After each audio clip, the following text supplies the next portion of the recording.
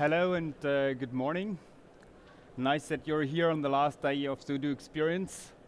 Quite cool to see so many people in here in my speech. Good morning and welcome. I hope you liked the speech from Fabian and as well as the Odoo experience day so far this year. And today I'd like to talk a little bit about finances with you. So let's see quickly what we have on the menu of the morning. So like breakfast, light breakfast.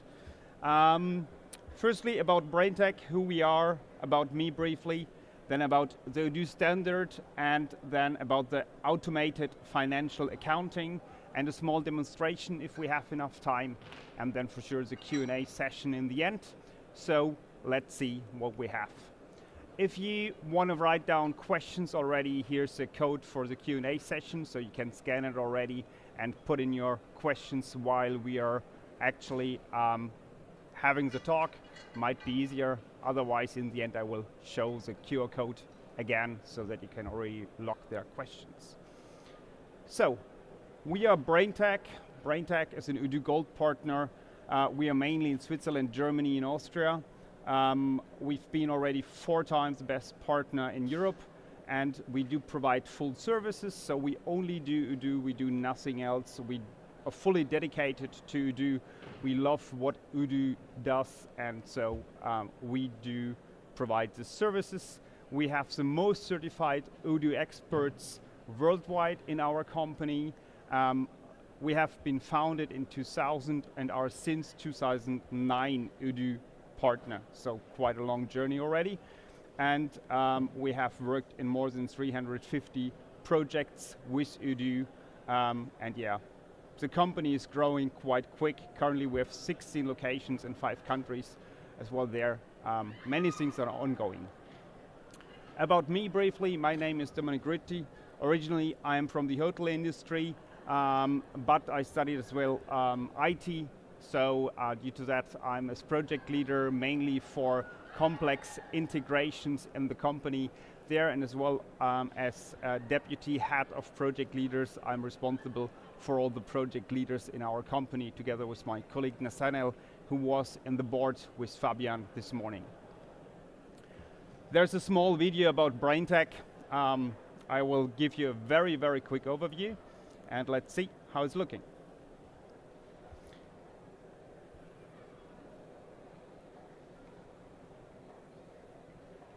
So actually the things I said already, but with a few nice pictures underlined. It's really to provide nice services. That's one of our offices.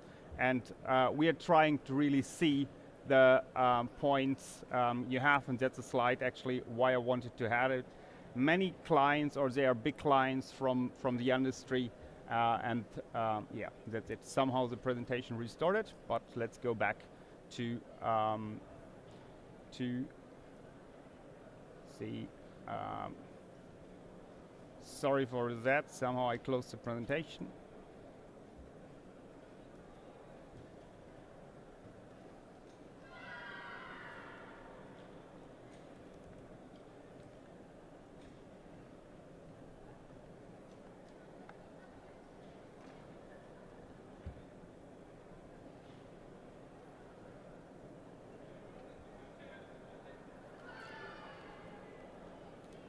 So, sorry for the quick interruption. There was something wrong with the hyperlink. It should have been opened in another window. Sorry for that small glitch. Okay, briefly about the Odoo standard. You all saw on this Odoo experience days many things which came up newly in Odoo 18, right? So, for instance, the loan, which is new in the accounting. And as you maybe know or not know, depending on your knowledge, Odoo has already quite a lot of automation in the financial stuff, right? When we're talking about an ERP system, in the end, the accounting must be side product of the daily business. It can't be that an accountant is doing the stuff really like on paper, that he's doing the things manually and so. And due to that, Odoo does accounting and financial accounting based on operations, right? So that means we have automated invoice management. The creation of invoices is easy.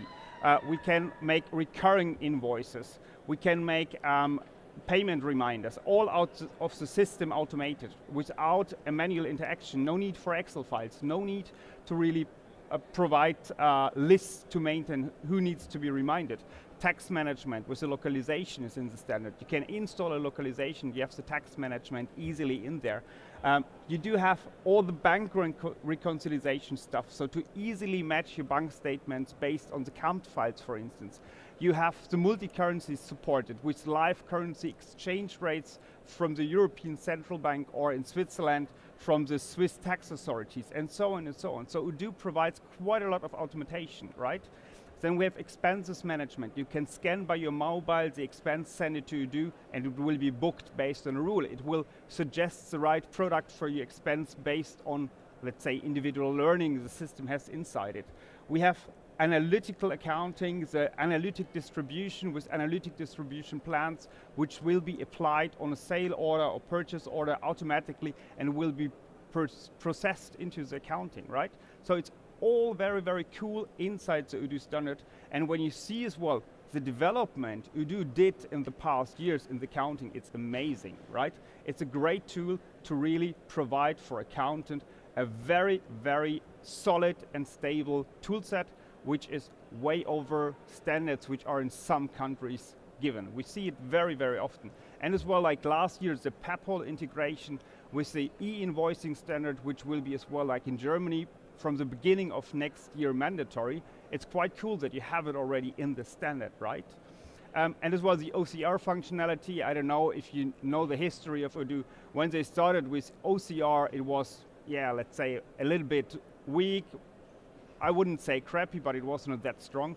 And when you see as well what has been gone in the past years to make the OCR processing going in the system good and to provide their nice thing, it's amazing. Like yesterday or the day before, they showed that all the lines from the credit card statement are added into the accounting automated. That's amazing, really amazing, right?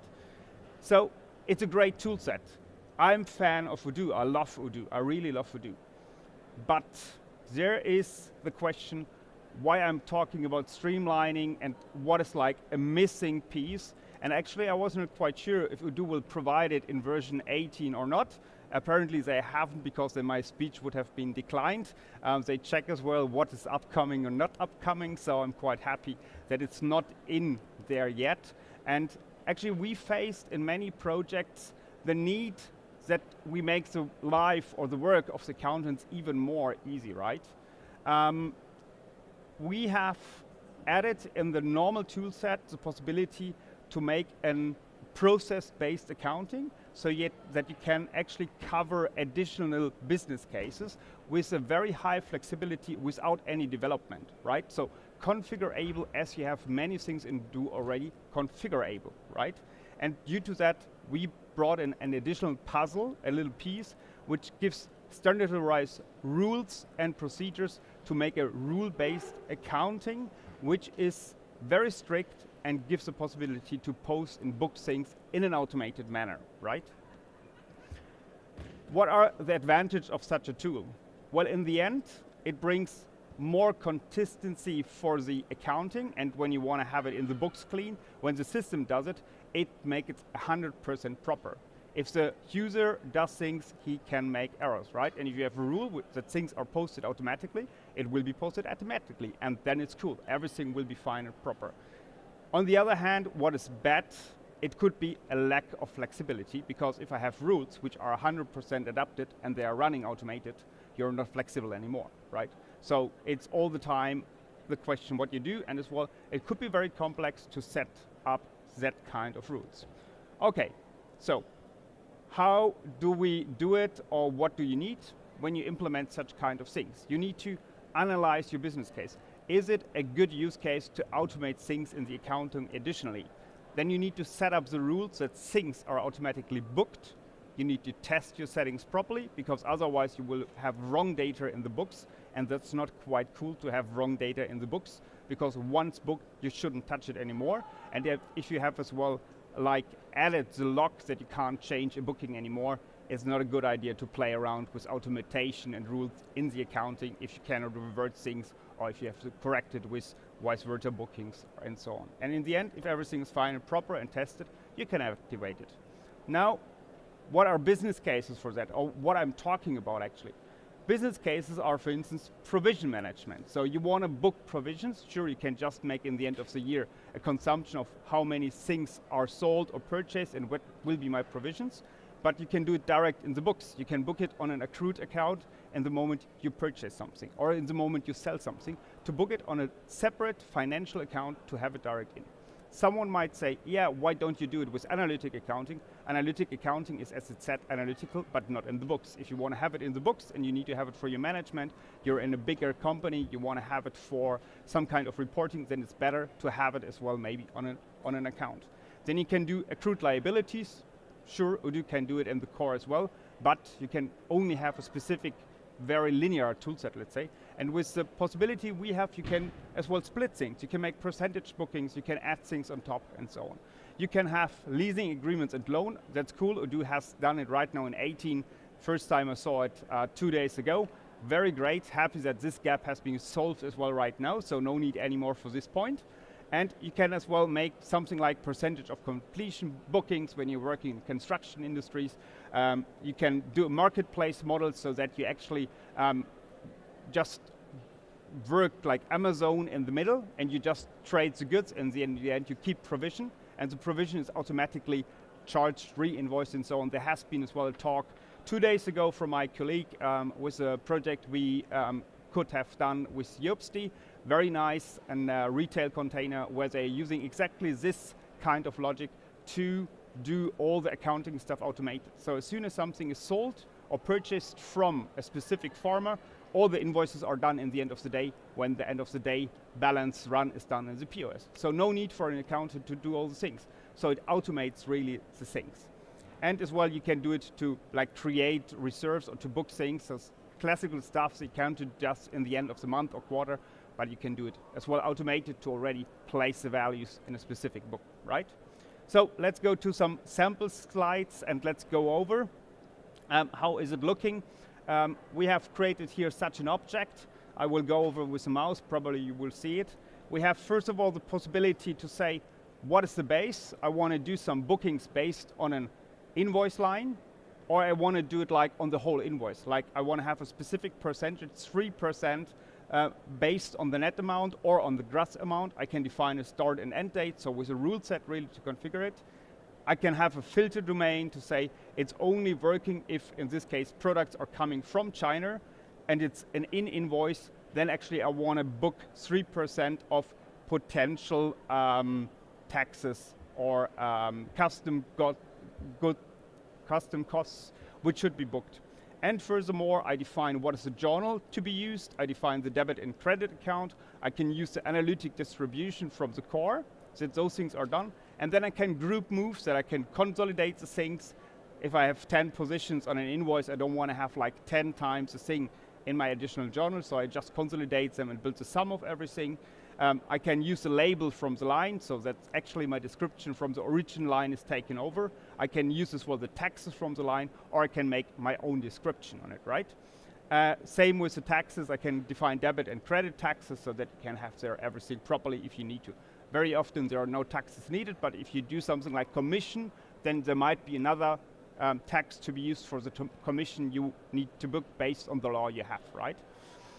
How is it looking in this use case? I have the purchase order. I have actually 10 units purchased with 1,000, very linear, let's say. I create the vendor bill as well with 1,000, all very linear, let's say. Then in the moment the bill is created, not booked, just created, we create a preview so that you see what will be booked in the moment you post the account, right? In the moment of the posting, in the next moment, what will be done is it will create a booking in an additional journal entry.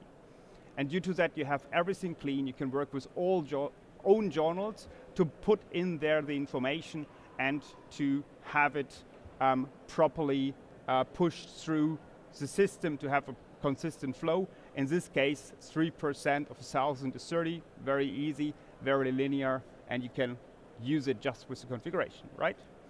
So that's in the end the conclusion. We can provide an additional puzzle for your business, And the good thing is it's highly flexible. Because of the domain model, you can do everything, right?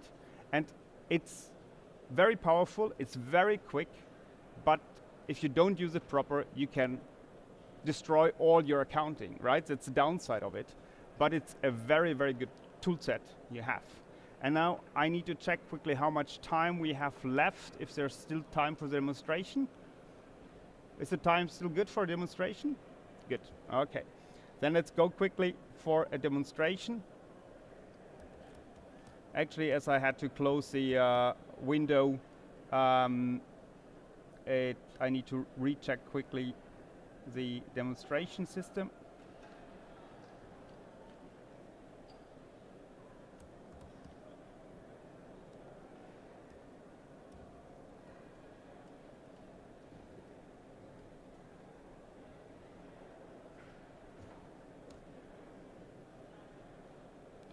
Sorry, I don't get that quick the domain open, sorry for that.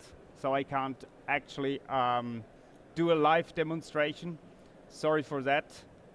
So I would say we go direct to the Q&A sessions, but later if someone wants to have live demonstration, come over to our boost. I have an instance up and running so that we can as well discuss the things in here. Yeah, so it's really highly flexible. I will just go back, put it to the presentation mode. That you can ask your questions on the pad if that's fine for you. And yeah, it's really, from our point of view, a nice puzzle. We have already many clients using it, maybe for more use cases while you're typing in the questions.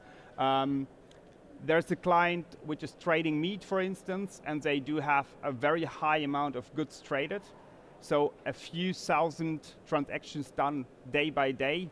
Invoicing more than 10 millions a day, but they need to, like, when they sell things as well, book already like deferreds for potential costs for the shipment, potential costs for the storage of the goods, potential costs of things, and all those things are done with this model. So they book it on this accrued account, and when the real invoices are coming, they just book the things against each other, and they see direct in the books whether they need to like increase their fee or not. So they can do it much more precise than just by checking it in the end of the year. And so that's one other use case that you say, hey, by each kilogram I trade, I do need to add 10 cents for saving costs, and then I get my monthly fee, and then I check it out, right?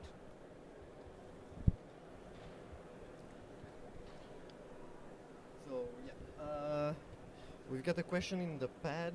They're asking, is the module available in the App Store already? No, we don't have it in the App Store yet, but we can push it in the App Store, or you can just send us a request. We have it for all the partners available, so it's ready to be used and purchased. And yesterday my developer ported it to 18 quickly, so it's really that isolated that it was easy for him to bring it to 18 already, even though that 18 was released 2 days ago. They are writing another one. Okay. Second question is, how risky is it to create endless invoices? Yeah, well, that's something which can happen, fully agree. So if you make a domain which will lead up to create another, that's quite risky. And for that, the testing is quite important as well, to write proper domain. And the domain should be that clean that you don't end up in a circular loop, right? But in theory, you could do it. That's an option which So I guess the question setup. is also if there is any way to implement some kind of safety net also, maybe. Yeah, you can do it with a domain, or with in the end, with just erase. You can as well make a Postgres exception. If you have a specific pattern, then you don't post anymore. So that's quite easy to be done with an action in the moment of posting. So that's configurable. Okay. Is it possible to use basically all actions in Odoo to create invoices? Well, globally, you can use normal actions in Odoo to create invoices. But the question is then, what is the content and what you place in there, right? So you need to see it in the right context. And as Odoo is mainly process-driven, an invoice is created out of an operation, a purchase, a sell, or whatever, right? And so due to that, I don't see the need to do it individually. unless you just use Odoo as a standalone system for accounting. Then you could, for instance, import the data from another software or from another system, and with these records you can create then an invoice, right? Thank you. Okay, now they're telling a little bit of an off-topic for BrainTech, but do you have an EDI connector? Yeah, we have an EDI connector, and the EDI connector does create as well automatically invoices, so there's no need to do those things. But we do have an EDI connector where the normal invoice will be created. But as Odoo has a PEPL standard, there's actually no need to do it with the tool. So it's core. Yeah, it's usually a native option. I love the core. I mean, if the things are coming into core, it's the best. And then this is just a thank you note, a very cool talk. So thank you for Thank you very much for coming. I don't know if anybody has got any more questions, maybe directly from the room, but I don't see the pad being updated. Maybe a few seconds. Okay, I think we can wrap this up. So thank you again for your talk. Thanks a lot.